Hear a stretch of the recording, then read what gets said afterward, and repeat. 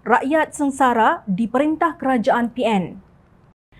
Datuk Seri Ahmad Zahid Hamidi menafikan Barisan Nasional pernah berunding dengan pengurusi gabungan Parti Sarawak, Datuk Patinggi Abang Abdul Rahman Zohari Haji Openg untuk memberikan persetujuan penubuhan kerajaan bersama Perikatan Nasional. Barisan Nasional tidak pernah sama sekali berunding dengan gabungan Parti Sarawak GPS untuk memberikan persetujuan penubuhan kerajaan bersama dengan Perikatan Nasional PN. Saya juga ingin memaklumkan tiada sebarang perundingan dengan PN setakat ini yang boleh membawa maksud kepada adanya persefahaman untuk membentuk kerajaan dengan gabungan berkenaan, tegasnya dalam satu kenyataan.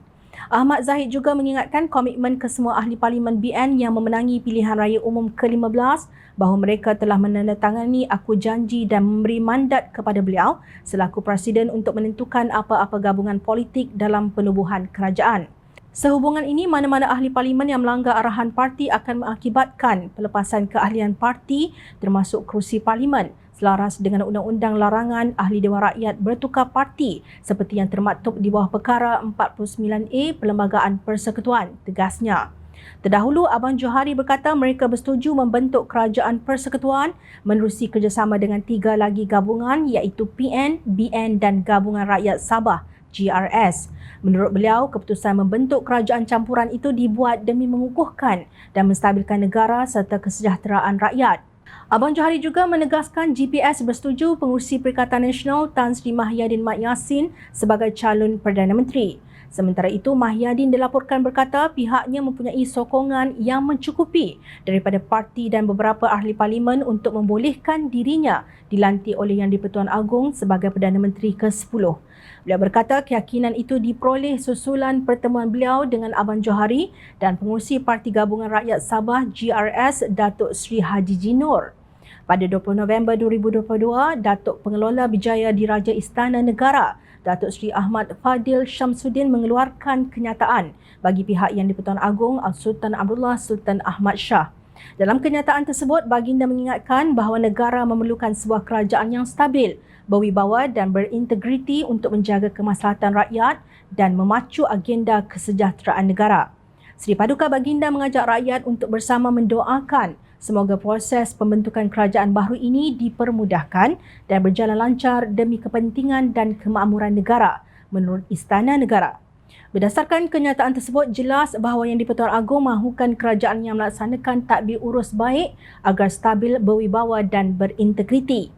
Malangnya pimpinan GPS hilang ingatan bahawa 3 perkara tersebut tidak wujud semasa pentadbiran 17 bulan Mahyadin dan Kabinet Saiz XXXL yang berasaskan kepada Scheme of Things.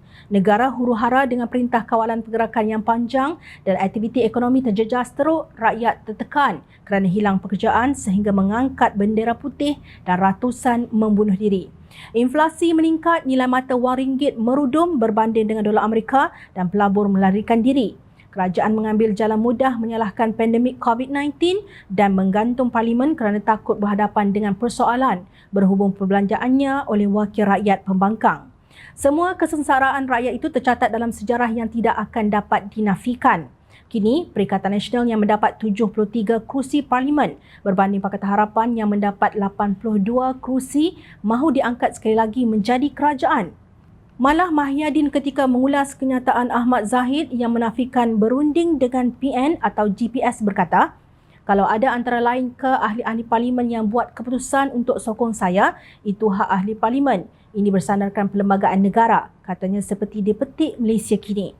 Mahyadin masih tidak insaf dan terus menggalakkan ahli-ahli parlimen yang dipilih rakyat mengkhianati parti mereka sendiri.